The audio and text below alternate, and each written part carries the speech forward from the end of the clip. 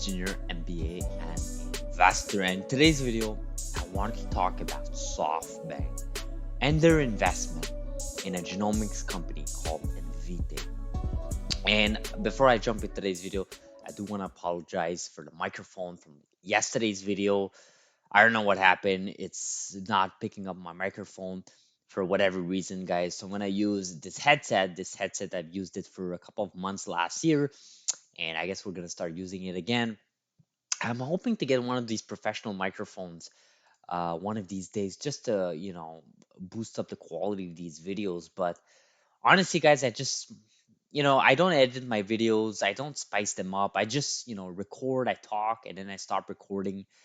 You guys know this. I mean, to me, the whole, quality of videos and so on, after a certain point, it's all about the content, right? And it also depends your audience, right? I mean, if you're doing comedy or if you're doing like drama on YouTube, then you probably want a good camera with a good microphone.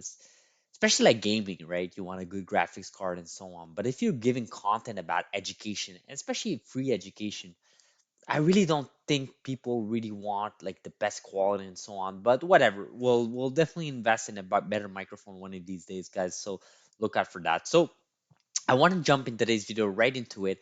And so this article came up on CNBC and it was published everywhere there on social media as well. SoftBank posts 21.6 billion quarterly loss on its Vision Fund, one of the highest in its history. So, if anybody watched the Uber TV show there, they know exactly what SoftBank and Vision Fund is now. The TV show does a really good job going over it. But just think of a basically a fund that's sort of in Asia, uh, and this fund operates internationally and it basically invests in private companies and invests in public companies.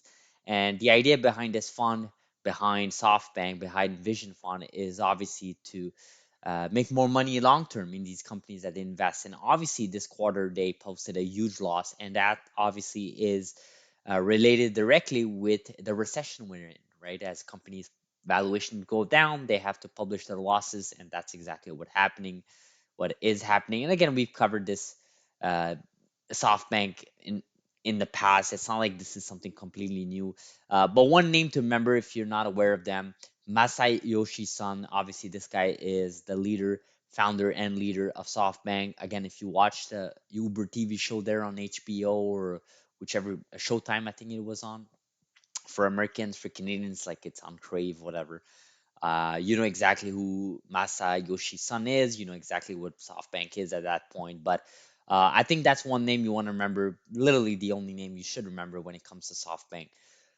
So I didn't want to sort of throw back to last year in April, right? April 5th, SoftBank to lead nearly $1.2 billion in investment in diagnostics firm Invitae, stock symbol NVTA, obviously a genomics company.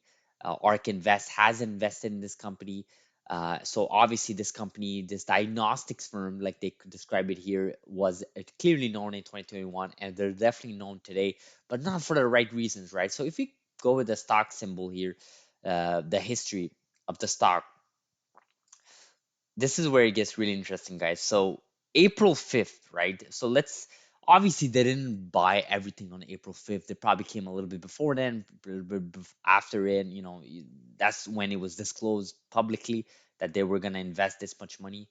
I just want to show you guys something here. So let's take I don't know, April 9, right? For the sake of it, let's take April 9. They are down an average of 94 to 95%. That's crazy. That is crazy. I mean, you invested $1.2 billion and you're down 90. That's a lot of money. When you guys are losing like $2,000, $3,000 in your fund, don't forget there's SoftBank there that's down. If you do the calculation here, I don't know, let's do the full calculation. Let's do 1.2 million, 1.2 billion dollars, uh, and you want to, let's say you're down 94%. Uh, you're basically down $1.128 billion. So basically, after 1.2 billion, the remaining money in your cash bank for this, like basically if you're just looking at your balance sheet there and you're saying, okay, I put in 1.2 billion dollars in this company around April of 2021. I look at it today, you basically have 72 million dollars left, which is crazy. I mean, that's a lot of money. Okay, this is a lot of loss. That is a huge loss. Okay, and in Invitae, I mean, I might make a separate video over here in Invitae now how I think it's really beaten down over the past year, and I think they've really been one of the victims, the bigger victims of this recession. But to be down 94%, I mean, this puts things in perspective. This is a concrete example of a company that invested 1.2 billion dollars and now they have $72 million cash left. So there's two ways of looking at this, right? One that it explains some of these losses from SoftBank, for example. I mean, 21 billion comes from somewhere, quarterly loss. I'm not saying all of it comes from Invitae, of course not. But these are the type of investments that explains why they're down this much. And the second thing to look at, I think it's interesting, is that even though SoftBank is such a big institution, it's well known, it's had amazing success with the Ubers of the world and so on. I think it's interesting that even that type of institution at that level can have this much of a loss, right? And this things puts things in perspective, right? And I think this is where the topic of day trading versus long-term investing comes into play. Retail versus institution. There's so many subtopics here within this case study, right? And I don't think that's really what I'm trying to get at in this video. What I do want to talk about is this huge loss, how it relates to some of the latest news, and also reflect that as to, I think in this recession, this is what's going to happen. It is going to weed out these weak investors. It is going to weed out dumb money, as we've described it a few weeks ago. Dumb money was in these markets for the past 4, 5, 6, 7 years, I think. And I think what we saw the past year and going forward is a withdrawal of this dumb money. Now you have sound money into play. You see these companies down 80, 90%. And these are significant companies that are really trying to change the world for the better, right? And it's not just like a company that's trying to deliver pizza at your house, right? I'm talking about Uber Eats.